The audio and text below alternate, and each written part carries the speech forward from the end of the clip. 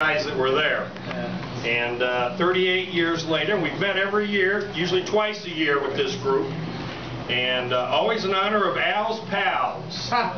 We've had a great time, and a lot of us owe a lot to this band and to Gene Callahan.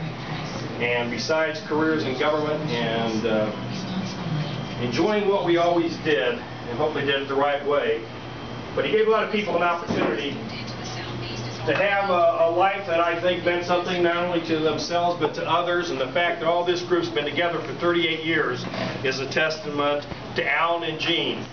Ladies and gentlemen, our pal, Al. Hey. Hey.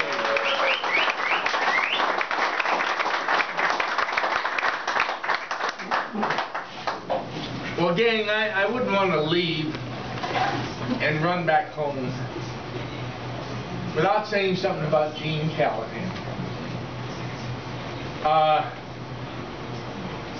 I was elected to the Illinois legislature in 1950. In January of 1951, I was sworn in as a state representative. Believe it or not, that afternoon, I came down here to Norbandy.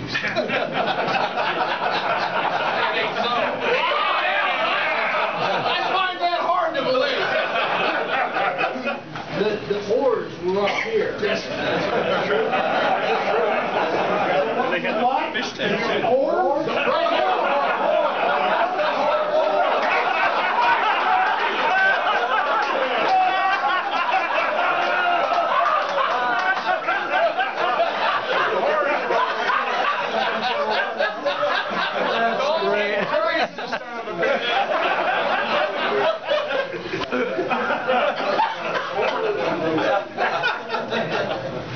In those days, as I recall, and I could be a little uncertain on times, Gene Callahan was a political reporter for the Springfield Journal-Register, and he used to sneak around trying to find some of us young state representatives misbehaving. So far as I know, he never caught me, at least.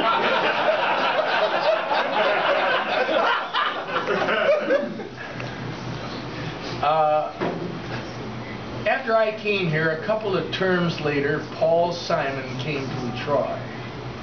I loved the guy. We sat together in the Illinois House.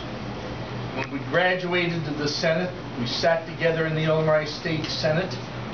And we had the pleasure of serving together in the United States Senate. Those were days when people who had little differences could still be friends. And Paul and I had probably fairly decent philosophical differences, but we loved each other like brothers. All that time, the most important person in our life for our political growth was Gene Callahan. Gene Callahan was with Paul Simon when Paul Simon was elected lieutenant governor, and they changed our Constitution so it couldn't happen anymore because Ogilvie was a Republican and Simon was a Democrat. And in the primary, when that nutty bastard Dan Walker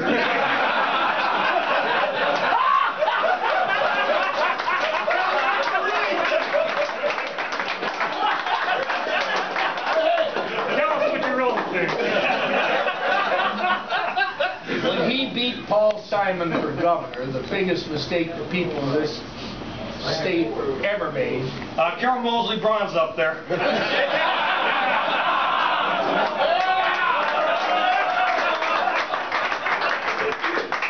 Paul Simon and I were at the Democratic State Fair on Democratic Day, and we went out to Paul's house.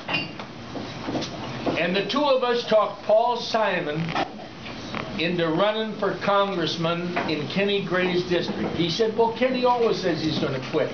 But Gene had information from a loyal source that authenticated the fact that Ken Gray really was quitting.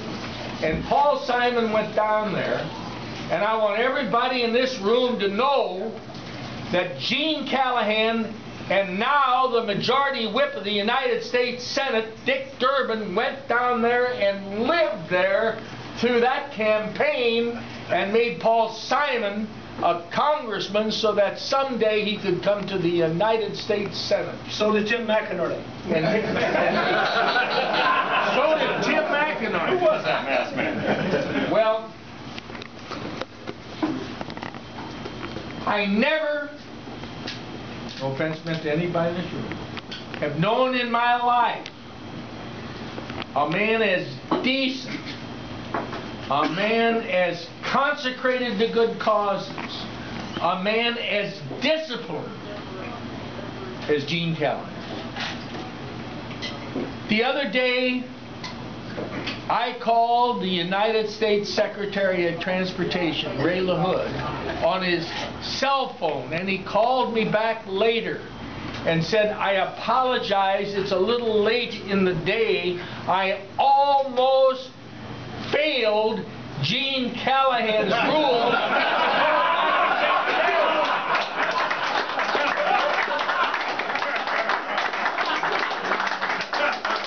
Now this is an important occasion. It is the first time in his life Gene Callahan ever bought.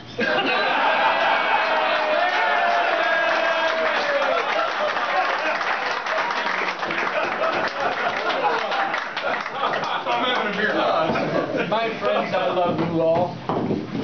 I love you all. When we were younger, Danny Day worked for us. All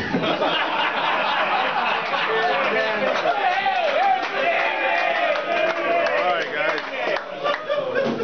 He used to make the speech I made at an Effingham County Democratic meeting where I said, and they picked for Vice President Dole. Dole? Whoever heard of Dole? The funny part was I went to the United States Senate and got so I loved the guy. Anyway, God bless you. You're here with a good man. I love him. I love him. I love him like a brother. I want to have a moment of silence for his son, Danny.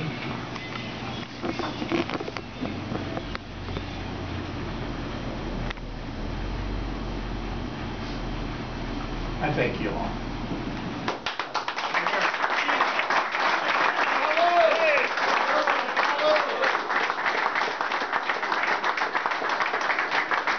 Alan, I think you got one more left in you, brother.